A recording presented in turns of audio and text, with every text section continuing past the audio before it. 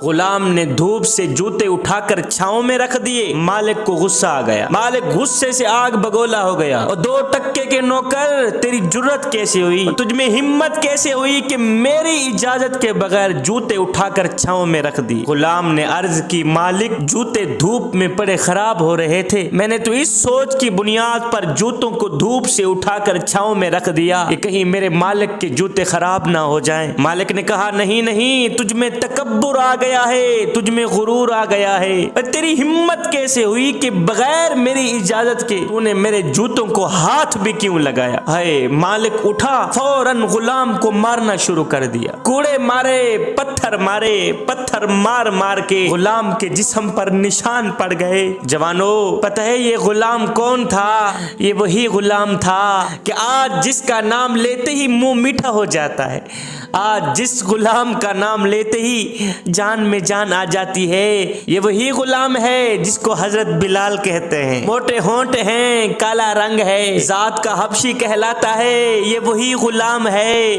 جس کو حضرت بلال کہتے ہیں۔ سنو اس غلام کا مقام، سنو اس غلام کی شان۔ جب میرے نبی عرش سے واپس آئے نا تو میرے نبی نے آ کر اپنے غلام حضرت بلال سے پوچھا، میرے بلال مجھے بتاؤ تو صحیح، تم ایسا کیا کرتے ہو کہ میں جنت میں تمہارے قدموں کی آواز سن رہا تھا؟ اور بلال، اور تم ایسا کیا کرتے ہو کہ میں جنت میں بیٹھ کر تیرے قدموں کی آواز سن رہا تھا؟ ہائے، جس غلام کو مالک کے جوتے کو ہاتھ لگانے کا حق نہیں تھا، اگر وہ بغیر اجازت کے جوتے کو ہاتھ لگا دیتا تو مار کھاتا تھا، پتھر کھاتا تھا۔ ہائے، آج اس غلام کو دونوں جہانوں کے آقا، دونوں جہانوں کے سردار کہہ رہے ہیں، اور میرے بلال تم کیا کرتے ہو کہ میں جنت میں بیٹھ کے تیرے قدموں کی آواز سن رہا تھا؟ جوانو، یہ ہے وہ عشق کی منزل، یہ ہے وہ محبت کی منزل، یہ ہے مدینے والے سے جڑنے کی نسبت۔ میرے آقا علیہ الصلوۃ والسلام جب معراج پر گئے تو حوروں کی سردار کہتی ہے، یا رسول اللہ، آپ نے سب کو کچھ نہ کچھ عطا کیا ہے اور سب کو کچھ نہ کچھ نوازا ہے، حضور آج مجھے بھی کچھ نواز کر جائیں، حضور آج مجھے بھی کچھ دے کر جائیں۔ جنت کی حوروں کی سردار کہہ رہی ہے، حضور آج مجھے بھی کچھ نہ کچھ عطا کر کے جائیں، حضور آج مجھے بھی کچھ نہ کچھ دے کر جائیں۔ یہ سنتے ہی میرے کریم نبی نے فرمایا، اے جنت کی حوروں کی سردار، جا، میں نے تجھے حضرت بلال دیا، جا، میں نے تجھے اپنا غلام بلال دیا۔ یہ سن کر حوروں کی سردار حیران رہ گئی کہ میں حوروں کی ملکہ، میں حوروں کی شہزادی، میں حوروں کی سردار، اور بلال کوجا سا کالے رنگ کا جس کے ہونٹ موٹے ہیں، حضور کیا آپ اسی غلام کو مجھے عطا کر رہے ہیں؟ میرے حضور علیہ الصلوۃ والسلام نے فرمایا، اے حوروں کی ملکہ، ابھی تو میں نے اپنے بلال سے پوچھا ہی نہیں ہے کہ وہ تجھے پسند کرتا بھی ہے یا نہیں کرتا۔ اے حوروں کی سردار، ابھی تو میں تجھے کہہ رہا ہوں، بلال سے تو میں نے پوچھا ہی نہیں ہے کہ میرا بلال تجھے پسند کرتا بھی ہے یا نہیں۔ اے جنت کی حوروں کی سردار، میرا بلال قیامت کے دن تجھے نہیں دیکھنا چاہتا، وہ تو میرے کریم رب کے مکھڑے کو دیکھنا چاہتا ہے۔ جب میرے حضور علیہ الصلوۃ والسلام نے اس دنیا سے پردہ فرمایا، دنیا والوں کی آنکھوں سے اوجھل ہوئے، تو حضرت بلال نے بہت ہی لمبے عرصے کے لیے آذان نہ دی۔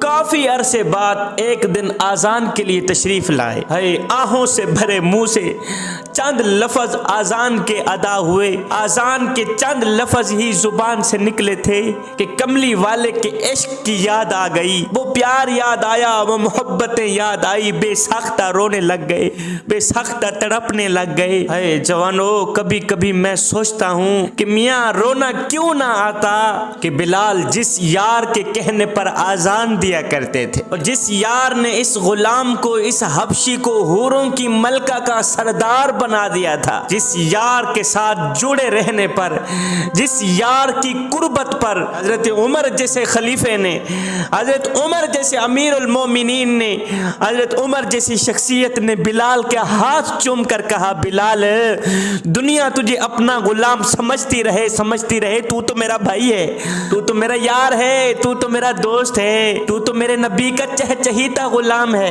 میں تو تجھ سے محبت کرتا ہوں، تجھ سے پیار کرتا ہوں، تیرا ادب کرتا ہوں، تیرا احترام کرتا ہوں۔ جوانو، رنگ کالا بھی ہو تو حضرت بلال جیسا حبشی بھی جب مدینے کی دہلیز پر قدم رکھتا ہے تو کیا مقام پاتا ہے، پھر کیا شان ملتی ہے، پھر کتنی عزت ملتی ہے۔ آئے مالک بلال کے سر پہ کوڑے مارتا ہے، پتھر مارتا ہے، بلال کی زبان پر احد احد کے نغمے جاری۔ قبلہ مالک بلال کو تتی ریت پہ گھسیٹ کے نا اوپر سے پتھروں کی بارش برسا رہا ہے، نیچے میرے سونے محمد کا بلال مسکرا رہا ہے۔ ایک شخص گزر رہا تھا، اس نے دیکھا کہ بلال کا مالک بلال کو تتی ریت پہ گھسیٹ کے اوپر سے پتھروں کی بارش برسا رہا ہے اور نیچے سونے نبی کا بلال مسکرا رہا ہے۔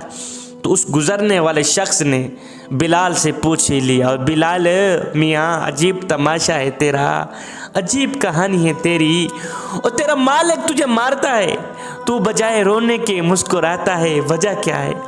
اور تیرے مسکرانے کی وجہ کیا ہے؟ بلال نے آگے جو جواب دیا، میاں سونے کی تختی پہ لکھنے والا جواب ہے، دل کے کانوں سے سننے والا جواب ہے۔ جب اس شخص نے کہا بلال عجیب تماشا ہے تیرا، اور تیرا مالک تجھے مارتا ہے، تو آگے سے مسکراتا ہے، وجہ کیا ہے؟ بلال نے کہا اور میرا حال پوچھنے والے، تم بازار میں جاؤ نا مٹی کا پیالہ خریدنے کے لیے تو اسے بھی ٹھونک ٹھونک کے چیک کرتے ہو کہیں کچا تو نہیں، اور اس کی آواز تو ٹھیک ہے، پیسے دینے ہیں، پیالہ لینا ہے، ٹھونک بجا کے چیک کرتے ہو کہیں کچا تو نہیں ہے، اور اس کی آواز تو ٹھیک ہے۔ فرمایا مظلوم کا حال پوچھنے والے اور بلال کا حال پوچھنے والو، تم بازار میں مٹی کا پیالہ خریدنے جاؤ تو اسے بھی ٹھونک ٹھونک کے چیک کرتے ہو کہیں کچا تو نہیں ہے، اور اس کی آواز تو ٹھیک ہے۔ فرمایا آج میرا مالک بلال کو خرید رہا ہے اور دیکھ رہا ہے بلال کہیں کچا تو نہیں ہے، میں کہتا ہوں میرے مالک بلال کو خرید لے، کھال ادھر جائے گی، حق حق کی آواز ختم نہیں ہوگی۔